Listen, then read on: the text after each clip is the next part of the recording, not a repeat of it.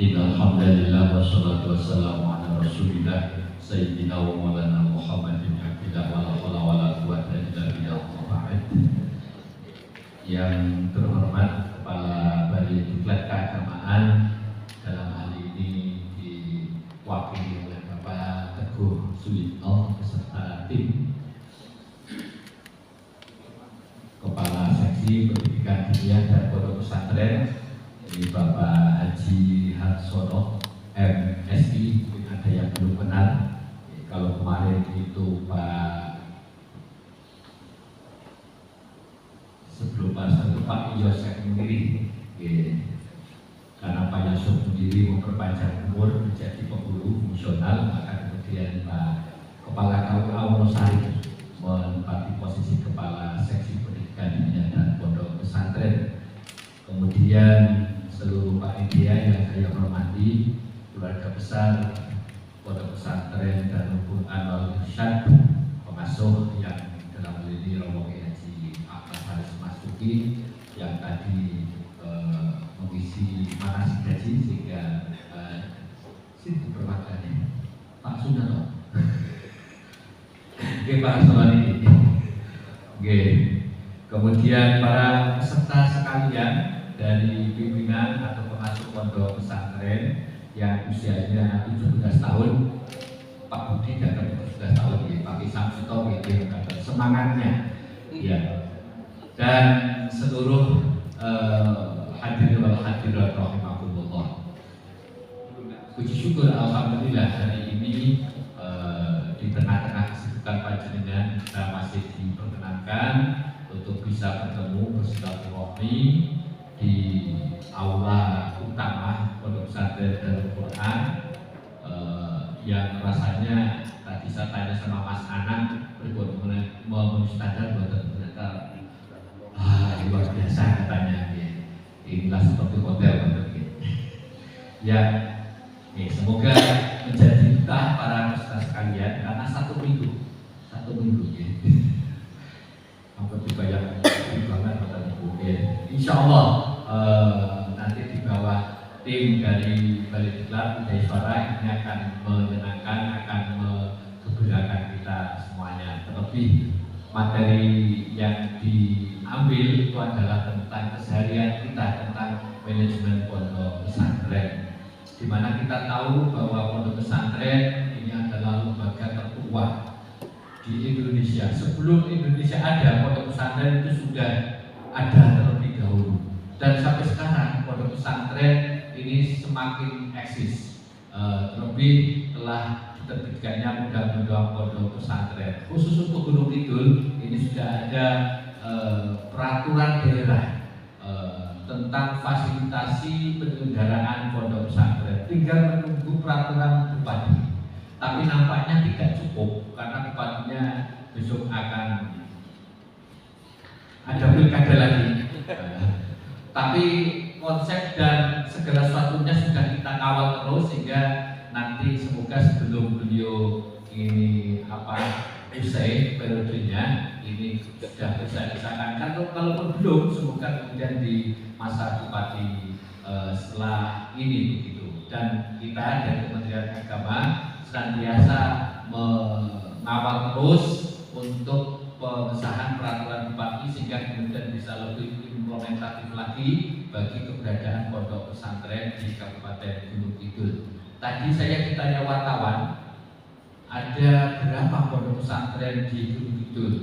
Karena di hari-hari ini ada dua rekomendasi yang kita terbitkan, yaitu pondok pesantren di Semen, Pak Taufik, kemudian pondok pesantren di Logandeng, ya Kun Solihan, ya betul ya.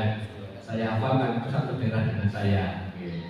Itu sehingga kemudian menambah jumlah pondok pesantren ketika lembaga tersebut sudah diberikan izin operasional dan mendapatkan NSPP nomor statistik pondok pesantren, sehingga jumlahnya 48 tambah 2 berarti 10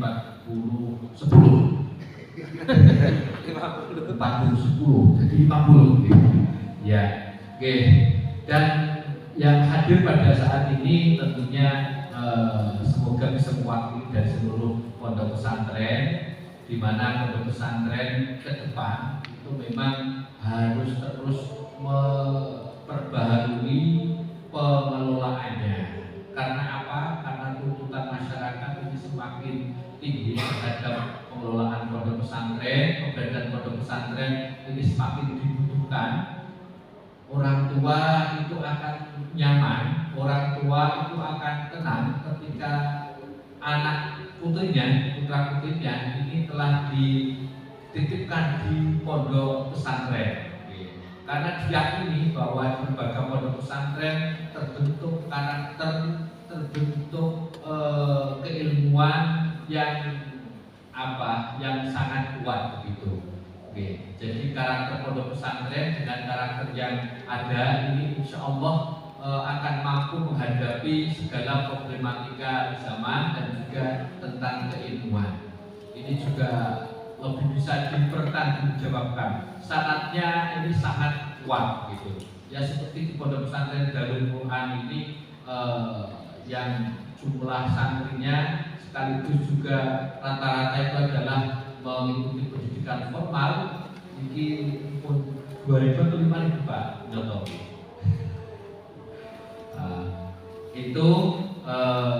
Ini kemudian ke depan harapannya bisa menjadi pemimpin bangsa ini. Dan ini tentu saja harapan kita seluruh pondok pesantren di Kabupaten Gunung Kidul setelah mengikuti pelatihan manajemen ini, Bapak Kasih PD Potret tidak perlu koyak-koyak malih tentang pengisian data. Jadi pengisian data itu penting karena dari data tersebut kemudian nantinya bisa dijadikan sebagai pengambilan kebijakan. Tetapi kalau datanya ini tidak valid, maka nanti kebijakannya itu juga akan sulit ditentukan, terlebih nanti akan bisa efektif atau sesuai dengan sasaran. Informasi yang kami terima, nek oyak pesantren untuk pengisian emis ini rada angel dan sabar sebutin dari seksi PD Potret. Semoga dari bincang ini kemudian muncul kesadaran betapa pentingnya data, bukan hanya untuk mencari bantuan atau memperoleh bantuan, itu jelas saja. Artinya pemerintah ini jelas tidak mungkin memberikan bantuan kepada pondok pesantren yang tidak tertib dari sisi pengelolaan. Tentu akan diberikan kepada pondok pesantren yang tertib pengelolaannya.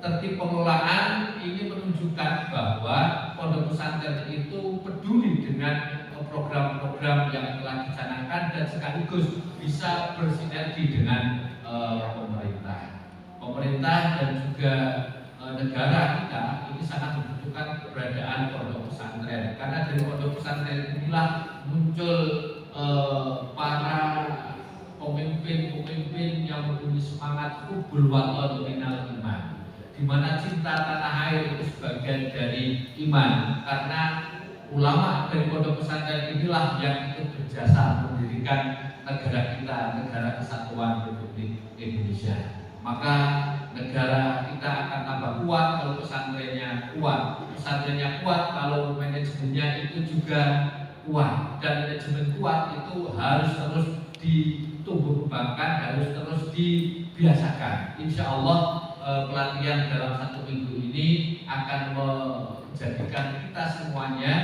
pengasuh, pimpinan atau pengelola pondok pesantren bersama-sama dengan Kementerian Agama untuk memberikan layanan kepada masyarakat, sehingga masyarakat kita semakin kuat kepercayaannya kepada pondok pesantren dan tumbuh pesantren-pesantren yang bisa menyumbang, berkontribusi atas peningkatan sumber daya manusia, terlebih di Gunung Kidul. Gunung Kidul ini wilayahnya paling luas, jadi mungkin hampir setengah wilayah DIY ini berada di Gunung Kidul dari sisi keluasan wilayah, tetapi dari jumlah penduduk ini tentunya masih belum banyak yang senang tinggal di Gunung Kidul, sehingga ketika berwisata itu Gunung Kidul kemudian pulang ke Jogja, bahkan jajan dan ini di Jogja. Alhamdulillah ke depan ini Gunung Kidul semakin diminati dan semakin nyaman untuk bisa bertempat tinggal di Gunung Kidul. Oke, saya sudah memberikan contoh kepada teman-teman, pokoknya kalau dari Gunung Kidul ya sudah menetap di Gunung Kidul. Ternyata ini juga nyaman-nyaman saja. Begitu. Semoga teman-teman baru, pondok-pondok pesantren baru ini mempunyai kontribusi yang luar biasa untuk ketenangan ataupun juga kemantapan orang dari Gunung Kidul untuk bisa tinggal di Gunung Kidul, agar semuanya bisa bersama-sama meningkatkan sumber daya manusia di Gunung Kidul dan pada akhirnya bisa membantu pengentasan kemiskinan di Kabupaten Gunung Kidul. Demikian yang dapat saya sampaikan dan marilah kita buka bersama-sama atas izin dari Kepala Balai Diklat Bapak Muhammad Toha. Memang tidak ketemu saya. Salam untuk beliau dan untuk kita semuanya. Semoga Balai Diklat tetap bisa mempunyai peran yang lebih banyak lagi untuk peningkatan kualitas kita di lingkungan kantor Kementerian Agama Kabupaten Gunung Kidul beserta dengan mitra kerjanya. Bersama-sama kita buka dengan membaca suratul Fatihah ala hadiniyah wa ala kulli niyatin sholihah wa ila hadratin Nabi Mustafa sallallahu alaihi wasallam. Al-Fatihah. A'udzu billahi minasyaitonir rajim. Bismillahirrahmanirrahim. Alhamdulillahirabbil alamin. Iyyaka na'budu wa iyyaka nasta'in. Ihdinas siratal mustaqim. Siratal ladzina an'amta 'alaihim ghairil maghdubi 'alaihim waladdallin. Dengan bacaan suratul Fatihah maka secara resmi pimpinan pelatihan manajemen pondok pesantren yang dilaksanakan oleh Balai Diklat Keagamaan Semarang bertempat di pondok pesantren Darul Quran Irsyad kita buka dengan resmi. Semoga awal akhir berjalan dengan lancar, bermanfaat untuk kita semuanya. Amin ya rabbal alamin. Akhirul kalam, wallahu muwaffiq ila aqwamit thoriq. Assalamualaikum warahmatullahi wabarakatuh.